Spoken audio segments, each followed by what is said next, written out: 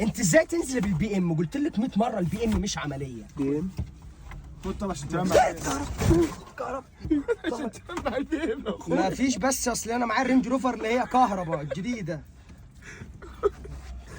يا اسطى المكنسه بتاع امي اللي جابها هنا يا اسطى، يا اسطى مكنسه امي يا جدعان. زي بعض اختك الصغيره كانت راكبه النهارده. انا قلت لك 100 مره ما تطلعيش بالبي ام، انا طول عمري بطلع بالرينج روفر، انا بحب الرينج روفر في المشاوير. ليه؟ لان الرينج روفر دي اعتماديه، فاهماني؟ يعني انا بمشي بالرينج روفر بتاعتي عادي، مثلا ممكن اروح من القاهره لاسوان مثلا واحط مثلا ب 50 بنزين. يا اسطى يا اسطى بس ما تكسفنيش بالله. انا بابا دايما بيقول لي مثلا خد البي ام الاكس 6، خد المرسيدس، انا دايما بقول له لا بحب الرينج روفر. انا دلوقتي بكلمك منها اهو. احنا راكبين كاريتا. يا اسطى ما تكسفنيش قدامها بقى يا عم.